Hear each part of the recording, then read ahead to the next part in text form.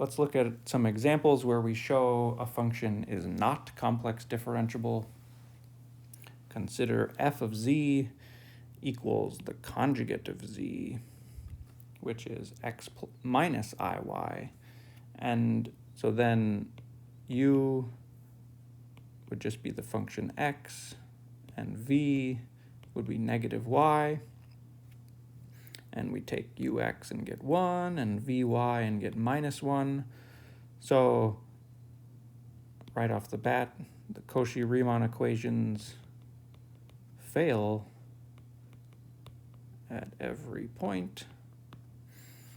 So this function can't be complex differentiable at any point, even though this function is perfectly smooth. So complex differentiability, although it implies lots of smoothness is not going to give you complex differentiability.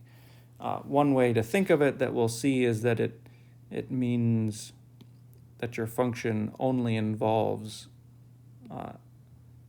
expressions involving z and not z bar. Or even more precisely, we'll see it means functions locally have power series representations in terms of z and not power series representations in terms of z bar. So you can study functions that use only z bars, and those would be what you'd call anti-holomorphic. Okay, but here's just another example. You look at z bar squared. You just multiply it out and you get the real and imaginary parts. So you get u as x squared minus y squared, and v is negative 2xy.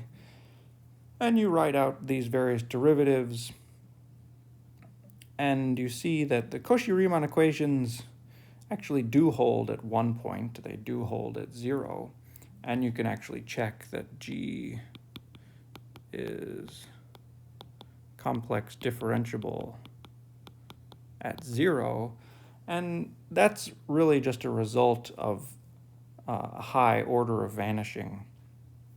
And we're not really going to care about functions that are complex differentiable at a single point. We're going to be interested in functions that are complex differentiable on entire open sets, because functions with complex differentiability at isolated points are not going to have any nice properties.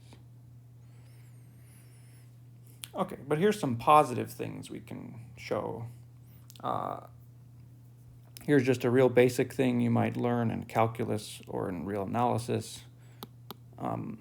If U is a domain, which again was an open set that's also connected, and if I have a C1 function such that its partial derivatives are identically 0, then U has to be constant.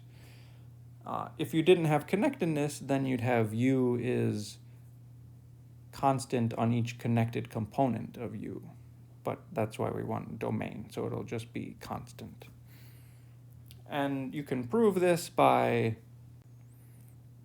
fixing a point z0 in U, and then maybe defining a set A as all of the z's where U is equal to the value at this point. And then you can show that A is open and closed, which would mean by connectedness that A is either all of U or A is empty, but A clearly would contain Z0, so it would have to be everything. Okay, but this is a real basic thing that just if the partial derivatives are 0 everywhere, then the function's constant. But you get out of this that if you have a holomorphic function, so that means the complex derivative exists at every point and the derivative as a function is continuous. Well, if that derivative happens to be identically 0, then f has to be constant as long as you're on a domain. And that's just from these earlier formulas that f prime is equal to ux plus I vx, and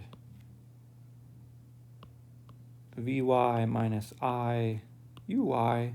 So if this complex derivative is identically 0, then ux and uy are identically 0, so u would be constant. And you'd also get that vx and vy are identically 0, so v would be constant, and so f would be constant.